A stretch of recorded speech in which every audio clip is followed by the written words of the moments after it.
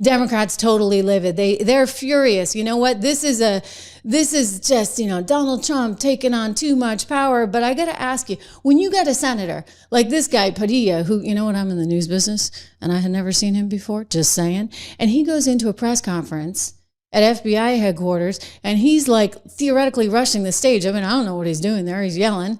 He's dressed in plain clothes and he's rushing up. I mean, what are they supposed to do? What is Secret Service supposed to do? For goodness sakes, Kristi Noem just had her purse stolen, right? In D.C. recently. They had to take him down. They had to stop him. And they, of course, used that as a moment. I'm Senator Alex Padilla. I have questions for the Secretary, because the fact of the matter is a half a dozen violent criminals that you're rotating on your heads off. How many of our ICE agents have been doxxed for doing their duty, how they have been targeted. Wow. I mean, you guys saw that, right? In the very beginning, he sort of identifies himself, right? We see him kind of say, I'm Alex Padilla, I'm Senator Alex Padilla. How do you know he's not a state senator? You don't know what's going on. I'm Senator Alex Padilla. I have questions for the Secretary, because the fact of the matter is a half a dozen violent criminals that you're rotating on your heads off. Hands off, hands off. Okay, so they take him back there. And this is where they're upset, right? Because they're saying, oh, well, this is violent because they wrestled him to the ground and they handcuffed him. And now you got the likes of, Spartacus, Mr. Cory Booker out there in New Jersey going nutso on it all, and plenty of other people going a little bit nutso on it. But under the circumstances, you guys, and dealing with what we're dealing with, I mean, unfortunately, right? Like, that's just what we're dealing with right now. And I hate it and it saddens me. And you look at what happened in Minnesota. I'm sorry, but everybody is on high alert and they should be on high alert. So you don't go barging into something like that and expect that there's going to be no ramifications. No, that's not how it works. Kristi Noem reacting to the situation. I would say as we were conducting a press conference to update everyone on the enforcement actions that are ongoing to bring peace to the city of Los Angeles. And this man burst into the room, started lunging towards the podium, interrupting me and elevating his voice, and was stopped, did not identify himself, and was removed from the room. So as soon as he identified himself, appropriate actions were taken. But I would say that, I had a conversation with the senator after this. We sat down for 10 to 15 minutes and talked about the fact that nobody knew who he was. He didn't say who he was, that until he was had been lunging forward and people were trying to detain him for quite a period of time. And that this, we're leaders, we're public servants. And if he had requested a meeting, I would have loved to have sat down and had a conversation with him. That coming into a press conference like this is political theater. It's wrong and it does a disservice to this country and the people who live here. So we sat down, had a conversation. We probably disagree on 90% of the topics, but we agreed to exchange phone numbers. We'll continue to talk and share information, and I think that's the way it should be in this country. I wish he would have acted. Let's be civil. Like, why couldn't he have gotten an appointment? Even CNN, guys, even CNN knew that this was the wrong approach, right? There's no doubt about it. I mean, she was holding a press conference and doing a press statement. He's not a member of the press. It wasn't like a hearing where it was an open forum for senators to ask a question. He clearly showed up to a public event to create a moment and do what you're saying, sort of show his constituents, not just Democrats, but that he's fighting from his perspective. Right. So it's called acting, like PR. Let's get my moment in the sun. Nobody knows who I am. Well, now we're going to make sure they do. And it's not appropriate, right? It's just not appropriate. And this is why he's now facing censure. Mike Johnson bringing this up on Friday. They are looking at censuring him. They are looking at taking him off committees. It's just not how a public servant should be conducting themselves. Now, is it La Monica? La Monica MacGyver learned this one the hard way. What is she facing? 17 years in prison for her little escapade? I mean, at least this guy wasn't, pushing up, physically trying to aggressively move the ICE officers away. I mean, at least he didn't do that. Just saying. Here's Mike. But the Senate does its disciplinary actions over there, and we do ours over here. We have a certain set of measures, as you all know, and it ranges from censure to removal from committees to ultimately expulsion from the body. And do you support that for the senator? It's not my decision to make. I'm not in that chamber. But I do think that it merits immediate attention by their colleagues over there, and that I think that that behavior at a minimum is, it rises to the level of a censure. I think there needs to be a message sent by the body as a whole that that is not what we are going to do. That's not how we're going to act. We're not going to have branches fighting physically and having senators charging cabinet secretaries. We got to. No, right? That's not right.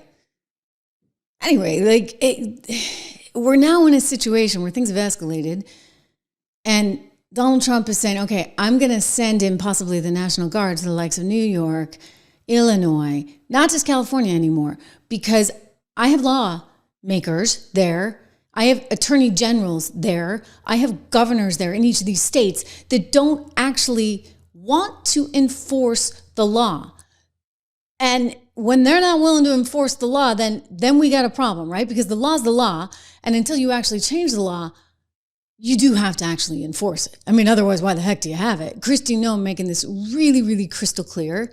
And what I want to point out by showing you this sound is that, she's not out in left field, okay? This is like normal talk. Kristi sounds like a normal person as head of DHS. You know what? If you don't like the law, you can change it.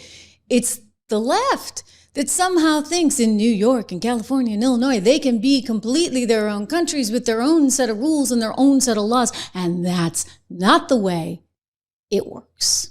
My only question to you, I'd say a question back to you is, which laws in the United States should be enforced and which ones shouldn't? I mean, my job, here's the deal, guys.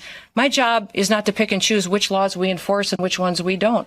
We have laws in this country, and they matter. If you want the law changed, go to Congress. When's the last time you went to Capitol Hill and told your senator or representative to change it? That's what they need to do. This is the perfect time for Congress to make a decision on how they want people in this country to be able to have an opportunity to come here legally and to fix this. We, as law enforcement officers and as a national security department and agency, my job is to uphold the law, and that's what I will continue to do. Right. Okay, now this is not something that should be in any way, shape, or form controversial. Okay, it didn't used to be controversial. The law is the law. In fact, President Obama was asked about this law back in, was it 2013 on Telemundo? And gosh, I got to tell you, he sounds a lot like Kristi Noem, head of Donald Trump's DHS. Let's listen. Last time we spoke, you said that you weren't king, you were president. There were only certain things you could do unilaterally. As time goes on, 1,000 deportations on average a day. People are wondering, and our Twitter feeds and Facebook feeds, that's the question everybody asks. Won't you at least consider unilaterally freezing deportations for the parents of deferred action kids? Yeah. Here's the problem that I have, Jose, and I've said this consistently. My job in the executive branch is supposed to be to carry out the laws that are passed. Congress has said, here's the law when it comes to those who are undocumented, and they allocate a whole bunch of money for enforcement. And what I have been able to do is to make a legal argument that I think is absolutely right, which is that given the resources we have, we can't do everything that Congress has asked us to do. What we can do is then carve out the DREAM Act folks, saying young people who have basically grown up here are Americans that we should welcome. We're not going to have them operate under a cloud, under a shadow. But if we start broadening that, then essentially I would be ignoring the law in a way that I think would be very difficult to defend legally. So that's not an option. And I do get a little worried that advocates of immigration reform start losing heart and immediately thinking, well, somehow there's an out here. If Congress doesn't act, we'll just have the president sign something and that'll take care of it. We won't have to worry about it. But he's saying like legally he can. And what you can debate the DREAM Act, but I think the moral of the story is the DREAM Act was like kind of a Band-Aid. And he was saying, I can't legally do this, similar to what Kristi Noem is saying. Hey, you want to change the law, you want to fix the law, then go for it. You do that. This is what Tom Homan was trying to explain to the little bartender, one AOC, who has presidential aspirations, believe it or not. Scary, I know. But anyway, she doesn't get it.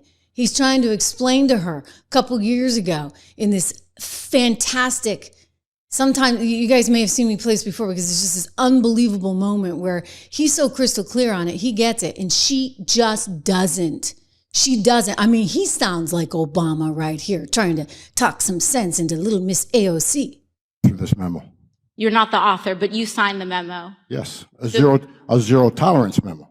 So you provided the official recommendation to Secretary Nielsen on for the United States to pursue family separation.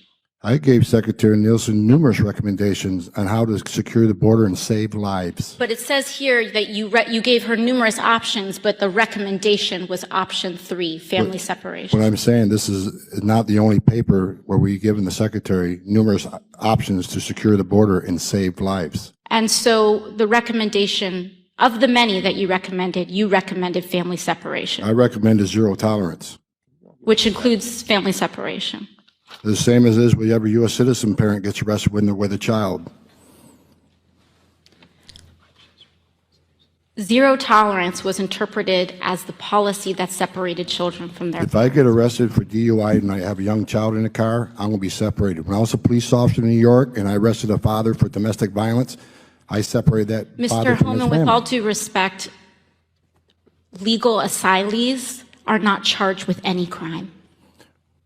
When you're into the country illegally, it's violation 8 United States Code 1325. Seeking asylum is legal. If you want to seek asylum, you go through the port of entry, do it the legal way. The Attorney General of the United States has made that clear. Okay. You see, again, you want to change the law, go change the law.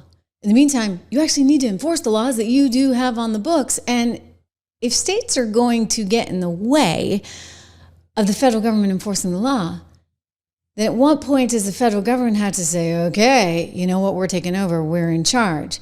And that's the point at which we have reached in states like New York and California with Donald Trump. Now, again, the Ninth Circuit Court of Appeals is going to be looking at this again this week. They put the order in on Friday that indeed the National Guard could be federalized. And the question becomes, is that going to stand? Like, where does the law come out on that? I'm going to get into the nitty gritty, but first I just want to again remind you, because this is sort of bizarre. I mean, I'm like, guys, whatever happened to the world where suddenly now, like, you're a bad person if you think that the law should be enforced? I mean, remember when Clinton and Obama were saying this? This administration, the Bush administration, has done nothing to control the problem that we have. We've had 5 million undocumented workers come over the borders since George Bush took office. It has become an extraordinary problem. And the reason the American people are concerned is because they are seeing their own economic position slip away. And oftentimes, employers are exploiting these undocumented workers. They're not paying the minimum wage. They're not observing worker safety laws. As president, I will make sure that we finally have the kind of border security that we need. That's step number 1. Step number 2 is to take on employers. Right now, an employer has more of a chance of getting hit by lightning. Yeah, he said he was going to take that on. I guess that didn't really work out for him. But again, everybody kind of felt very strongly one way. Like, it didn't used to be controversial to say, you know what, we have borders and we need to enforce the borders. Open borders. Borders. That's a Koch brothers proposal. The idea, of course, I mean, that's a right-wing proposal which says essentially there is no United States. But it would make a lot of global poor richer, wouldn't it?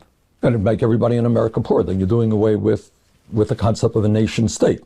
And I don't think there's any country in the world which believes in that. If you believe in a nation well, state. you know, hey, a decade later, suddenly we do. What the heck happened? Donald Trump happened. I get it, right? Like, so anything that Donald Trump stands for, they do not stand for. Weird. And then there's the gerrymandering, redistricting thing that I think has become quite real. And, you know, before you dismiss it as some kind of conspiracy theory, don't forget, if it wasn't for the appellate court in New York striking this down, you'd have 800,000 non-citizens voting in the next election there in state elections in New York. And this has come up out in Berkeley, California, where you have now people that are non-citizens that are voting for school board members. It's getting to the point where now we understand a method to the madness. Maybe back then they didn't see it. Now, today they do.